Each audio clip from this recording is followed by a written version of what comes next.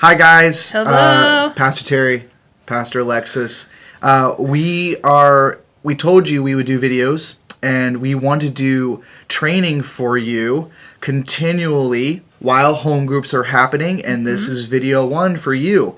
We want to help you the best that we can, and we want you to please take time. It's going to be about 6 to 8 minutes, maybe, to listen, watch this video to help you be a better leader in your home groups, because awesome things are already happening, and we want you to be the best leader that you can be, and we want to help you out with some things. And the first thing that we want to talk about is how to facilitate conversations. We aren't naturally equipped to know how to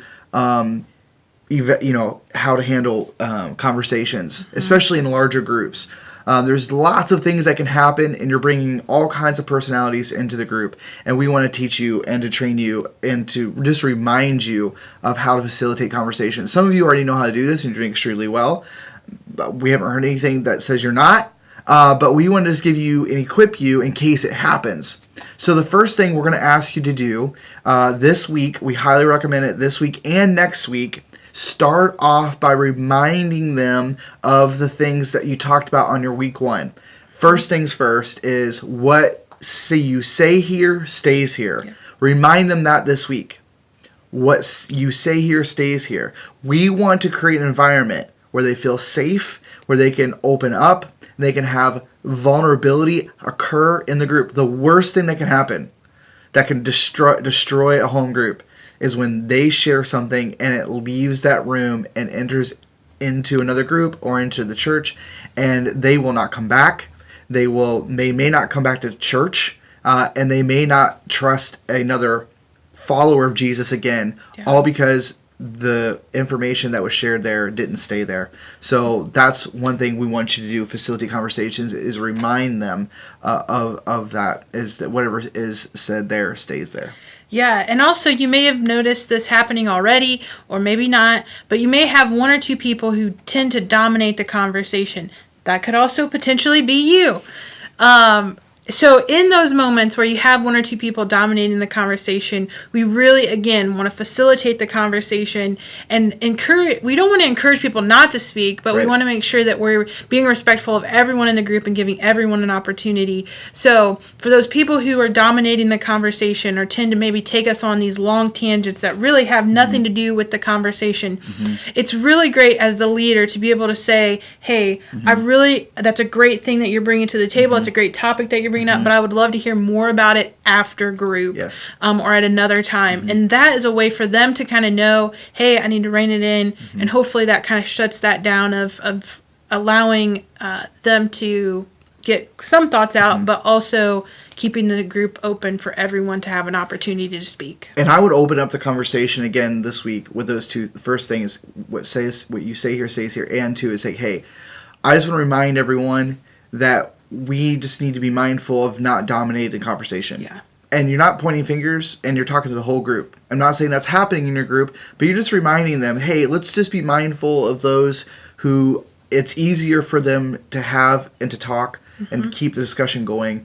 Let's make sure today and next week we leave space for those who need a little bit extra time to formulate and process before they speak. Yeah. Because those people often, like Alexis and my wife, I use those as an example, often they have some amazing things they say if there's space for them, quiet for them, a gap for them to speak. Yeah, and that's the next thing we want to talk to you about is, are you providing spaces for people who are more internal processors or who take a little bit more time to come up with their questions or answers?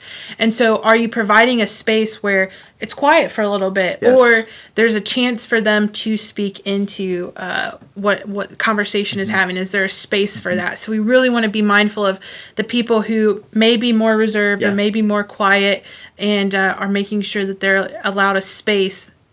Quiet is okay to having groups so that people can talk. You know the people in your group probably already who talk too much, and also the people you need to call on. Yep.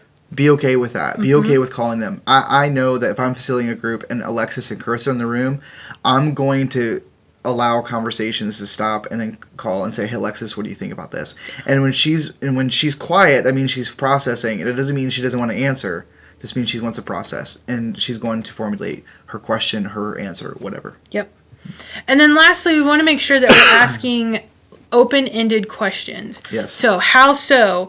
Tell me more. That really gets conversation going. So maybe if you come into a place where it's a little bit, the climate of the conversation is kind of dying down, or maybe someone answers and it just kind of is a shutdown answer, ask more about it. Yes. Say, can you tell me more about that? Or how so? How, again, we're drawing conversation out.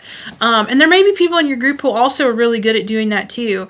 You know, they may hear it and say, hey, so-and-so, I hear that. Tell me a little bit more about that. Yeah. That's a great way to facilitate conversation. You're not the one flying the plane. You're the one to make sure the plane can take off and land. You're the air traffic controller, okay? You're making sure that the people in the plane are allowed to take off the runway safely. You're not the one flying the plane. Yeah. And also, don't let them just answer the question by reading off the piece of paper. You know, get them to open up, dig deeper, and those open-ended questions really allow space and room for them to do that. Yeah. And so this right here, these are just a few things that Terry and I both were thinking about of just how to facilitate conversation, how to make sure we're getting our expectations out. That's also why we gave you a covenant. So if anyone has like some struggle with this, bring it to the covenant and say, like, you've already signed this, that kind of thing. It makes the conversations a lot easier to have as well.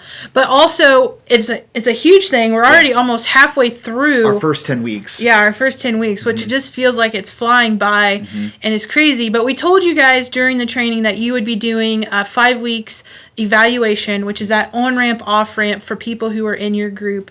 And so attached to this email, or to this video in the email, you'll find the evaluation form. And so that'll have some questions on it that we want to make sure at week 5, so not this week because you're getting it for week 4, but week 5 next week, that you leave about 20 minutes a space before the end of your group to have your group go through individually. This is kind of anonymous, but not anonymous. Right. Go through the evaluation form, fill it out, and then return it to you. That allows you to know who's saying, like, I can't make this, you know, I thought Thursdays worked for me, but it's really been a struggle and I need to move groups.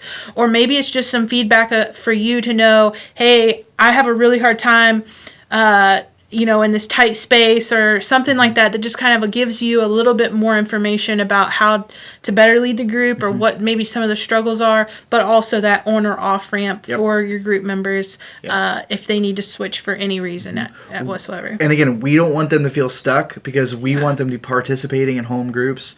And this is a way for them not to get stuck. And so they can leave and go to another group, or they can try again later in another 10 weeks. Whatever. This is a great opportunity for them to feel that they're free to go and do what they need to do and be in the part of the groups that work best for them. Exactly. So you guys are doing a really great job. We've had some amazing stories coming out. People who are attending who we never would have thought were going to attend. They actually didn't even sign up. Yeah. And there's just some really cool stuff happening. God is definitely in this. And you're making Terry and I's job so much easier. So much easier. And just some really great things. And it's all because of you guys and the hard work that you're doing each and every week with your groups. And we're just so thankful for you. So keep up the good work. And we hope this video was helpful for you in facilitating conversations and then also making it to the 5-week mark. Yeah. We love you guys so much. Thank you. Yeah, thanks.